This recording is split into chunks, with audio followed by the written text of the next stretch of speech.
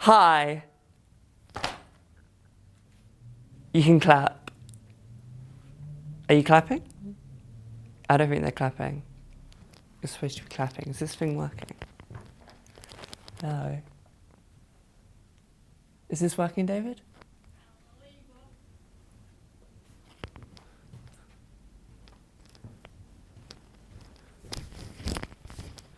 Hi. I'm Lincoln. And I'm not okay. And that's okay, I guess. I mean, it doesn't really matter. None of this matters. This set doesn't matter. These lights don't matter. I certainly don't matter. I'm just a flamboyant white man talking about, wait for it, how I feel. I know. It's never been done before. It's remarkable. But I feel a lot. And sometimes that's okay. Most of the time, it's not. And it's annoying. What's also annoying is when people are constantly asking you if you're okay. Because what are you supposed to say? Because I ain't got time to be dealing with all the thoughts in my head. So I say, I'm too tired, which I am, to be fair. I'm under the weather, which often I am because I'm dramatic and I'm overwhelmed. I mean, is anyone underwhelmed? But it's just annoying when people are asking you when you're okay because, well, I've got the paperwork to say I'm not. So I feel like we've already established that I'm in a constant state of mess. It's rather annoying. But your concern is appreciated.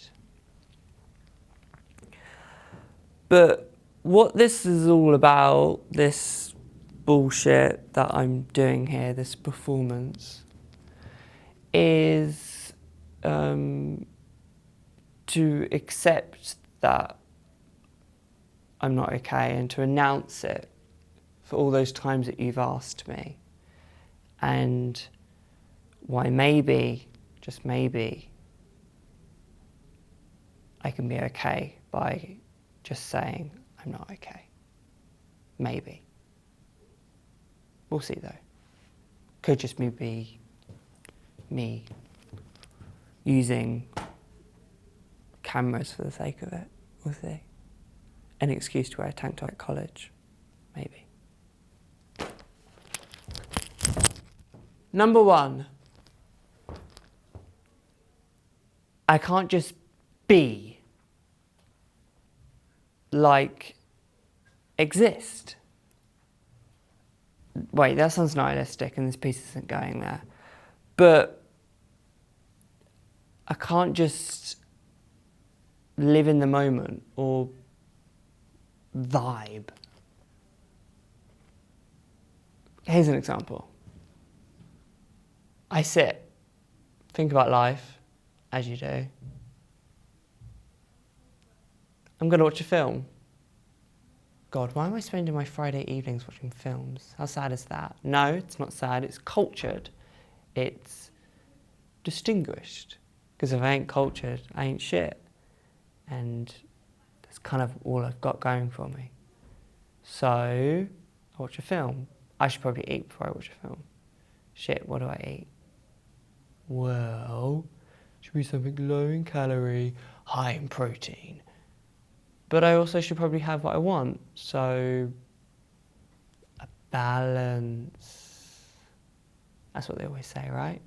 So, I write about this. Oh, that's good for you. Add this. Oh, I've been craving that. Add this. And, oh, bit of this, bit of that. I've overeaten.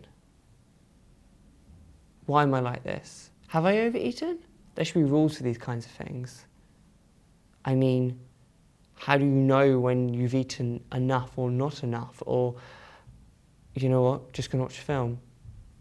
But now I can't stop thinking about it and I'm getting tired. My heart's racing. God, why can't it be normal? No, watch a film.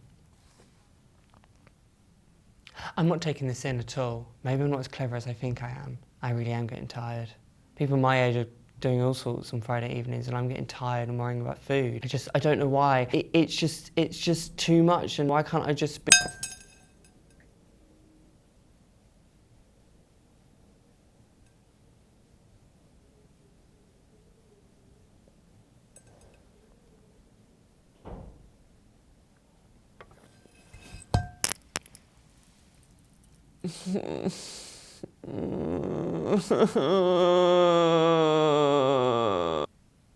When people talk about neurodivergence, they don't talk about the fact that the brain compensates for the fact that we get easily stressed by placing a need for control over things.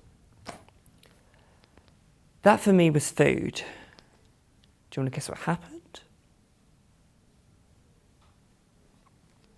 1, 2, grapefruit. Wish I could change overnight. 3, 4, lose more. Kill my session, please die. 5, 6, hate this. How am I still in this fight? What I see is not me. What I see is not me.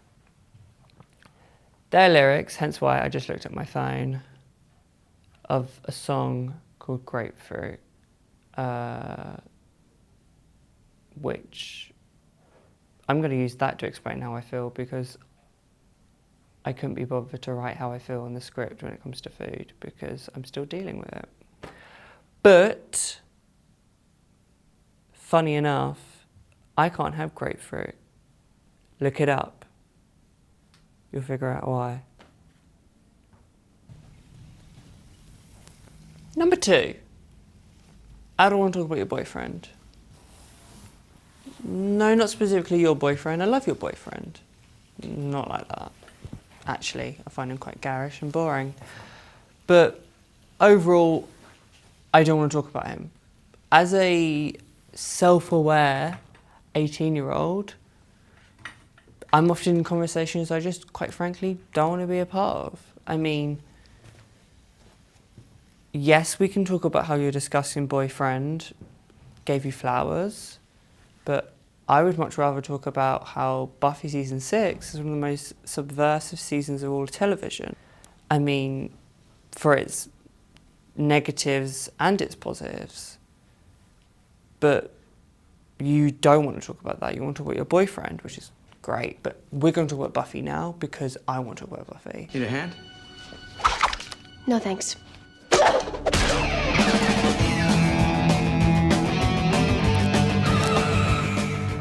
I mean, come on.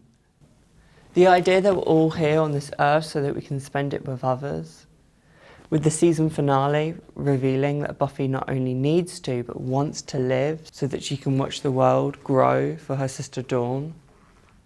Deep shit. Or that each character slowly becomes the antagonist in their own arc, with this being Buffy sleeping with Spike, which is a manifestation of her rebellion of her role as a Slayer. You afraid I'm gonna... Or Xander rejecting the concept of maturity by leaving Anya at the altar because he doesn't want to force himself into a marriage like his parents did. I'm sorry. I am so sorry. Or Willow being addicted to the drug-inducing magics, which is a further extension of her queerness, as this causes trouble in her relationship with her girlfriend Tara. I just want to help people. Maybe that's how it started, but you're helping yourself now, fixing things to your liking.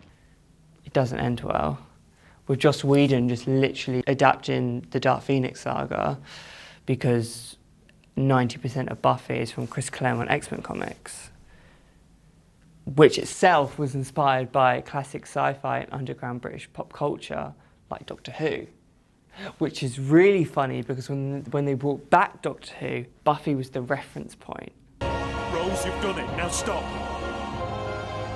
Just let go. How can I let go of this? it's all very melodramatic and queer. But this is how my brain works. But yes, what flowers did your boyfriend get you? Because it's not like I don't care, I just don't even think about caring, or I just can't be bothered to care. Think of it this way, you know PSHE, that lesson everyone hated? Well, so did I, but not for the reasons you guys probably did. I hated it because I just didn't relate or understand any of the situations that were presented. Like peer pressure. I'm not going to be peer pressured. I'm like 12 years old and I know what I want, I know what I don't like, and if I don't like it, I'm not going to do it.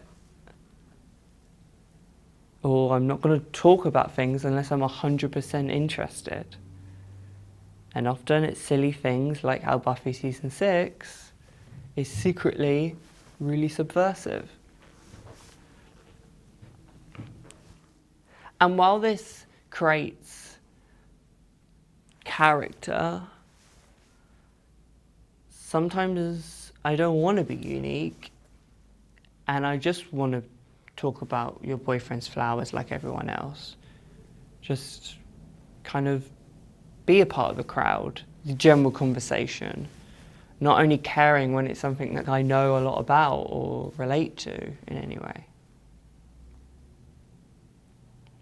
But then again, if that's really the case, my F&P wouldn't be this pretentious mess. It would be something about drugs or something. So, I really don't care that much, do I? What's so wrong with being a mutant anyway? Sorry, but actually I prefer Denise. Demons to some. Me! Any which way, any which Is it art? I need you. I was much better off as a coward. Miss Rowan will help me! One thing to be in a situation where you see that He's up and he's ready. In a mass shooting at the club, the Are you sure you weren't getting too fond of him? heteronormative, child-centric. The weird thing was, in that moment, I could see myself through his eyes. You know, I could see what I looked like. And you know what? You didn't care. I didn't care, exactly. I thought, if he wants to see me as some horny little faggoty, angry child, then that's fine with me. Number 3. I'm gay. Obviously.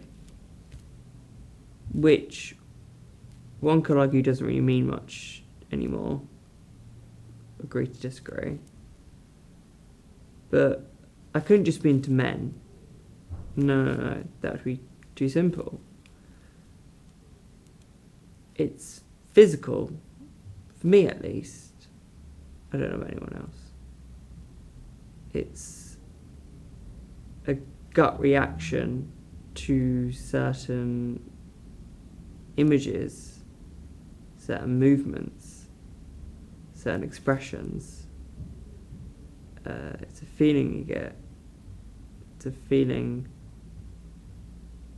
when you just want to go.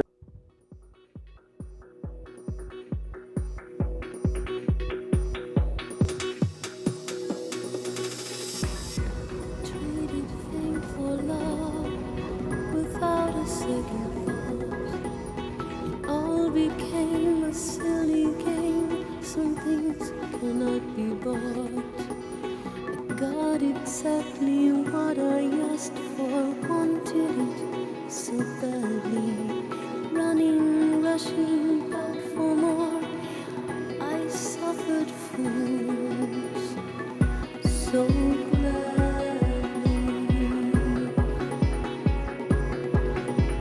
And now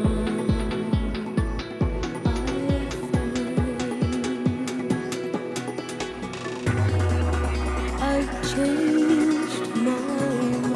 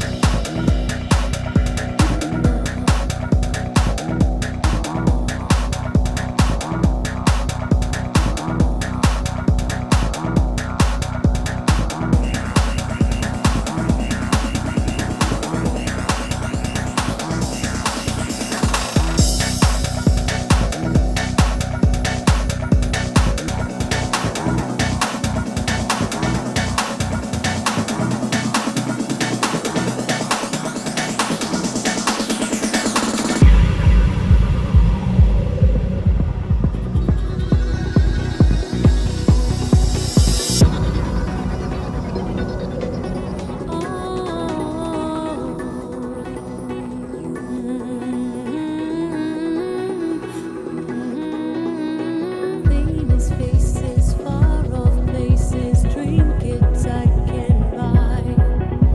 No handsome stranger, heady danger, drug that I can try. No Ferris wheel, no heart to steal, Still no laughter in the dark.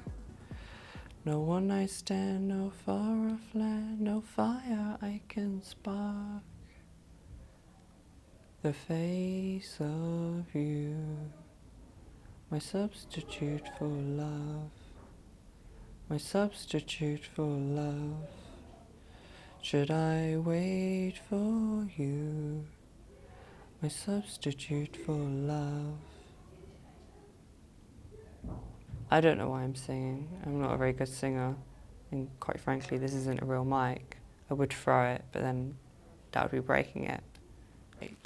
Now back to the physical. Over the years, and presently even, the world has disregarded and objectified the bodies of queer people.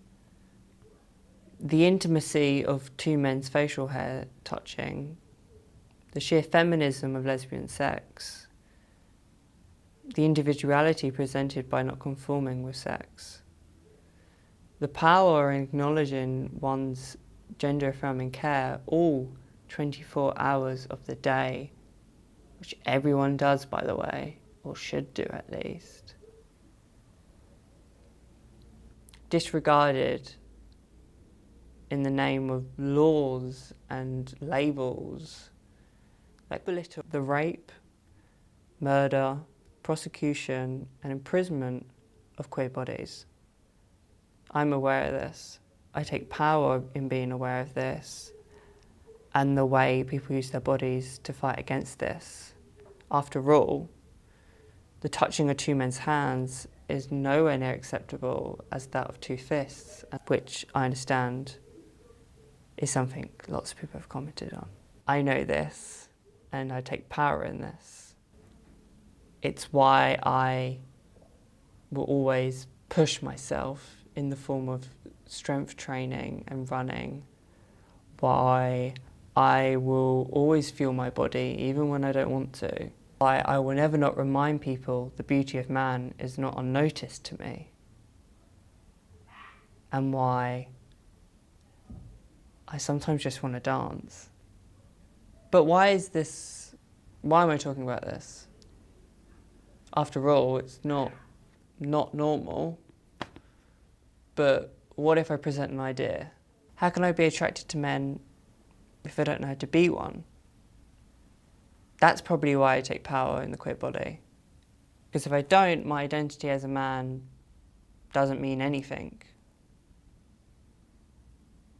I wouldn't be strong, I wouldn't be powerful, nor masculine. I would just be my father, and no one wants that. I certainly don't. So I can't even be normal around manhood. I've had to construct my own, which, while I would recommend everyone does for individuality and expression, sometimes it's hard because you worry about perception. I mean, let's be real, you guys have probably already labelled me as a type of gay from all the dancing earlier. Or maybe you see me as theatre. Maybe I kick to a death drop. What if I'm like this? Or even this. I like to, or you'd be really into high knees, maybe, or calisthenics, or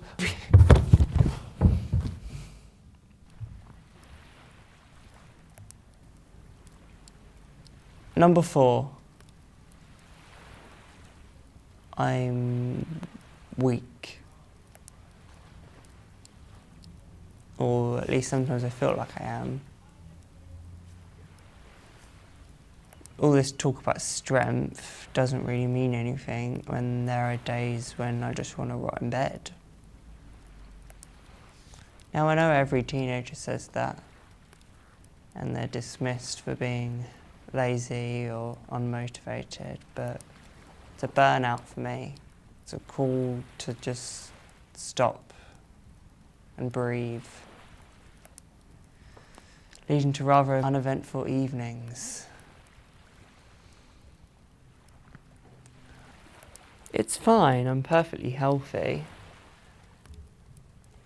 I just need to do tedious stretches like these to remind my body to relax, or else I won't have coordination to function. Or that whenever I leave the house, I'm always going to have earphones in, which, yes, is also a sign for me to say, don't talk to me when I'm out. Or after a long day, I can never not brush my teeth without holding onto the sink from a lack of balance.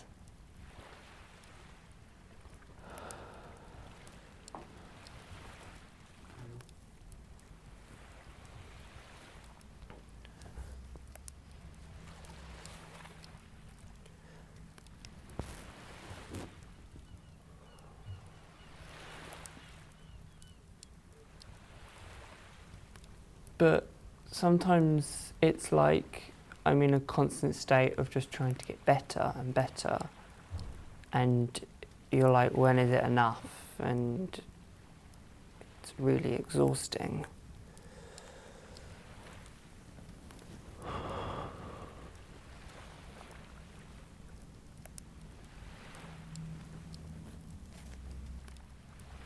Now, don't get me wrong, I love my little yoga moments. They make me seem very pretentious.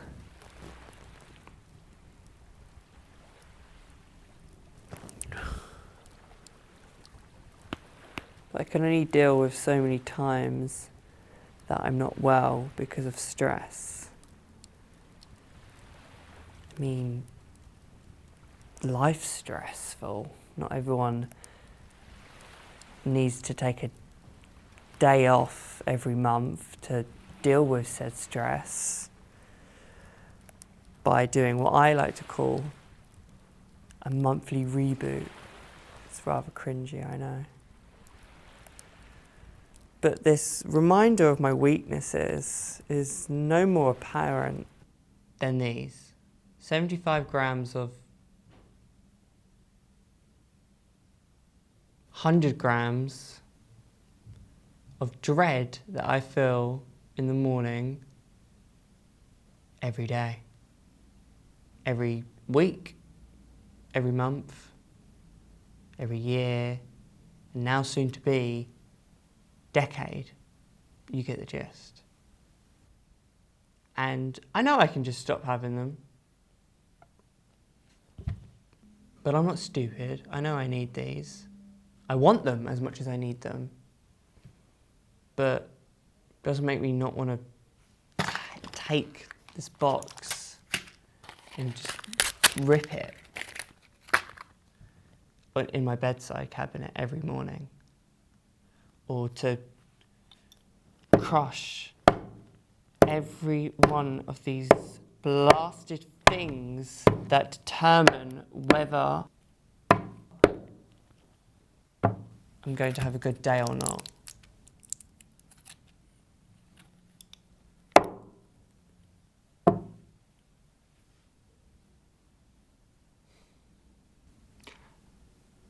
And while the feeling of a constant state of healing can be overwhelming, it's worth it so that I can leave the house in the morning and be present with friends, to have energy to be prancing around on camera, to be my cynical, annoying self. Makes the just not as bad. And that's because when people show appreciation for me, it shows that it's worth it. And I just wanted to say thank you to all those people that have done that before. Thank you for making the dread just a little bit bearable.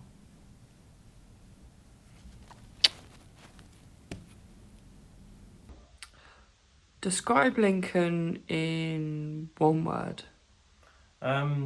Visioned. Determined. Intriguing. Spontaneous. Spiritual. Deep. Professional. Funny. Opinionated. Thoughtful. Analytical. Motivated. Outgoing. Detailed. None of that matters, like, at all, what you just saw.